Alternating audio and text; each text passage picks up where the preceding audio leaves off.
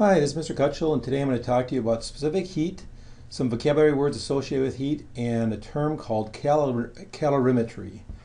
So let's go ahead and take a look at a little bit of review here. First of all, we got to distinguish between temperature and heat. Now, I got two examples here. One of them is temperature on the very top, and you can see the way it's described is temperature is used to measure how hot or cold something is. So it's a measurement. And heat, on the other hand, is related to temperature and the amount of a substance.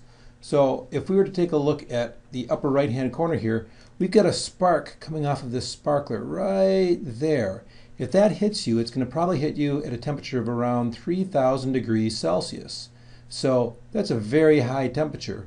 But if it hits you, it's going to make it might sting a little bit, but it's not going to be too bad. Now compare that down here to a branding iron. Right here we've got a branding iron.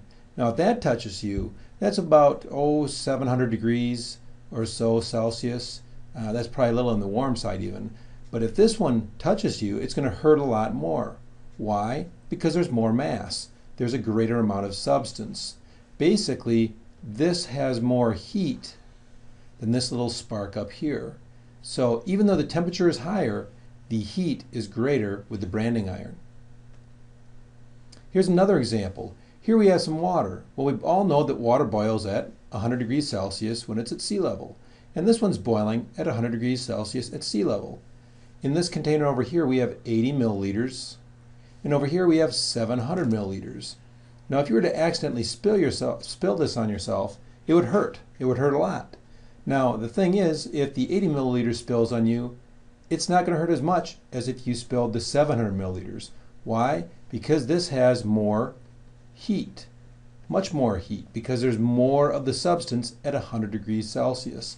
This has less heat, this has more heat, but they're both at the same temperature.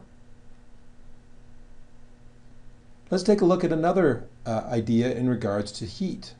This is in regards to specific metals. Let's go ahead and take a look here at some gold. We have some gold right here. That's 1 kilogram of gold. And this represents 1 kilogram of aluminum. If we heated these up, and they both started at 0 degrees Celsius, so they both started right here at 0 degrees Celsius, at some point the temperature of the gold is going to be about 44 degrees, and the temperature of the aluminum will be only 6 degrees. So the gold is heating up a lot faster than the aluminum. And this is related to a phenomenon called heat capacity or specific heat capacity. So again, the gold heats up basically 7 times faster than the aluminum. And when it cools off, the gold will cool off 7 times faster than aluminum. So let's go ahead and take a look at a chart of specific heats. Specific heat, by definition, is the number of calories required to raise the temperature of 1 gram of a substance by 1 degree Celsius. And the units that we're going to be using in class are either joules per gram degrees Celsius or calories per gram degrees Celsius. Now notice, if I were to go ahead and take the value for aluminum right here and divide it by the value for gold right here, we take those two values and we divide it, we get 7.14. In other words, aluminum is going to heat up 7.14 times slower than gold is, or gold will heat up 7.14 times faster. Now, another thing to look at is let's compare water to gold. Look at all these values here for specific heat. The highest value of specific heat is for water. Water has a value of 1. And if we compare that to gold, right here, it's going to be it's when you take 1 divided by 0.0301, it's going to be 33.2. In other words, gold is going to heat up 33.2 times faster than water. What does that mean? It means it takes a long time to warm up the water compared to gold. But it also means that the water will take a long time to cool down. And so this is related to specific heat. Now let's go ahead and take a look at some calculations related to this. Let's say we've got 2 pieces of substances. We have 5 grams of copper over here, and we have 5 grams of glass over here. And in each of these cases, we're going to add 150 joules of heat energy, so the same amount of heat energy. And notice the copper is going to go from 20 degrees Celsius to almost 100 degrees Celsius. In the same time, the glass is only going to go from 20 degrees to about 56 degrees Celsius. Well, their temperatures are changing differently. And so this is going to be related to what we call specific heat.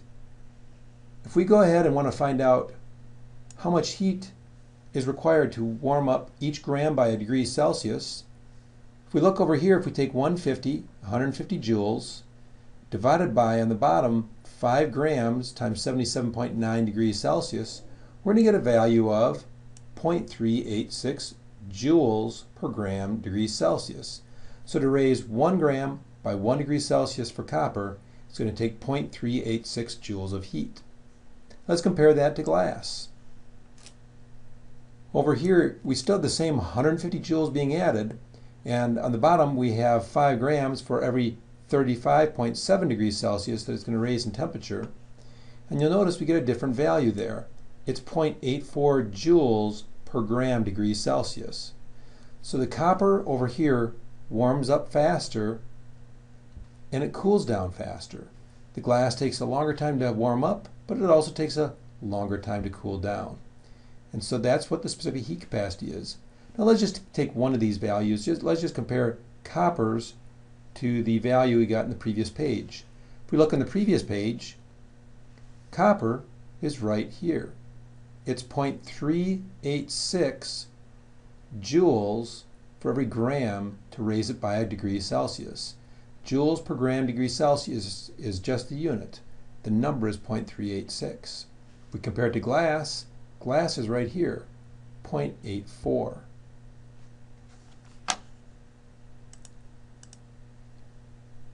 Okay, let's go ahead and take a look at some vocabulary associated with heat. One of these is, well, let's just go ahead and take a look at this particular reaction. This is called a thermite reaction. A thermite reaction gets very, very hot. And we are doing the reaction inside of a test tube.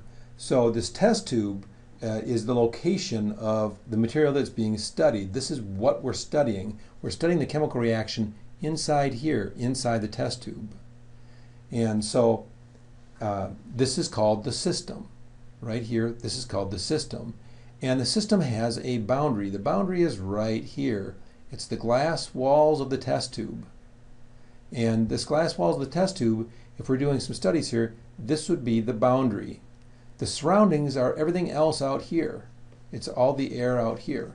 So again, this is the system being studied right here. The boundary is the test tube, and the surroundings is everything else around it. Okay, let's move on from vocabulary and look at some different types of reactions. As we take a look at some different types of reactions, we can see in the upper left-hand corner there's another thermite reaction. It's a very hot reaction they have with aluminum powder and other things. It's right up here, and you can see it's burning pretty brightly in this teacher's chemistry room. You notice he's getting away from it as fast as possible. Okay? You're probably used to these types of reactions, and these types of reactions emit heat to their surroundings. So exothermic reactions, there's heat that's being given off. And so when we light a Bunsen burner, the methane gas is burning and heat is given off or being lost to the surroundings. If you've ever used hand warmers before, that's an exothermic reaction. It feels hot. Now we can write this in chemical equations, and when we write this in chemical equations, what we have is we have heat values that we actually write in the chemical equations. So on the top here, it says calcium oxide solid plus water will give us calcium hydroxide solid, and there's a product of this as well. It's going to give off heat energy. This is an exothermic reaction because heat is leaving. So this is exothermic when you write the value on the right-hand side of the chemical equation. Now, a second way of writing this is as follows. We can write the chemical equation and then afterwards say the change in heat is negative 65.2 kilojoules. We never write negative in the actual equation itself, but because this is a product, it's giving off 65.2 kilojoules, it's losing heat energy. So that's what the negative sign is indicating here. It's indicating a loss of heat energy to its surroundings. So that's an exothermic reaction. The next type of reaction is going to be an endothermic reaction.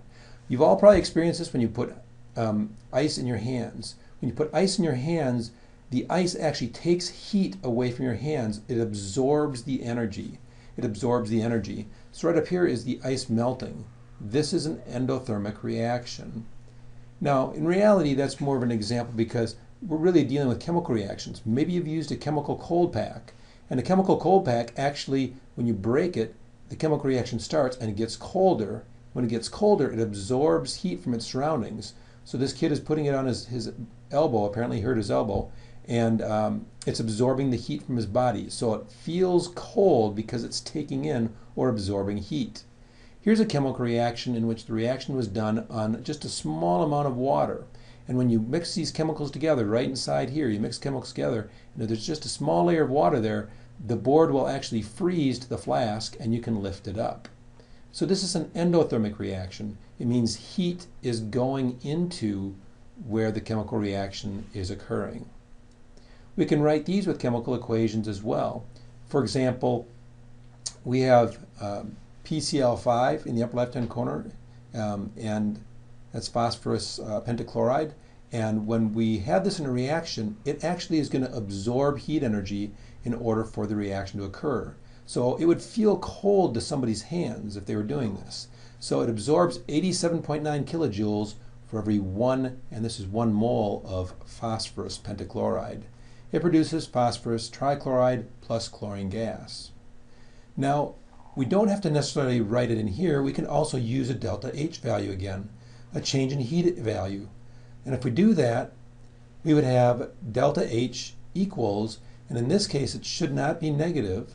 That's actually a mistake. That should be a positive value. So that indicates that it goes on this side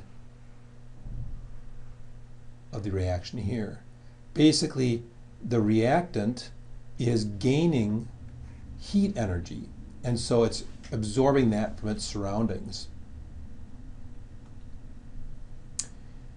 One more term associated with heat is a calorimeter. This is a very fancy calorimeter that they use in science labs. And when we're doing calorimetry labs in our classroom, we're going to be using something very, very simple. In either case, a calorimeter is simply an insulated material in which heat reactions are done. You can see this is basically 2 styrofoam cups. There's one right here. There's a second one right here. We call those nested styrofoam cups. They're just 2 styrofoam cups stacked on top of each other. Then they have some sort of a lid. They have a thermometer right here. And then they have a little stirring rod here as well. So we can put chemicals inside here and quickly close it. We can move the stirring rod around, and then the temperature will either rise or fall depending upon the type of reaction that's inside. And so that's called calorimetry, and we're using a calorimeter to accomplish our goals. Well, that's about it for now. I think I'm going to exit. See you later.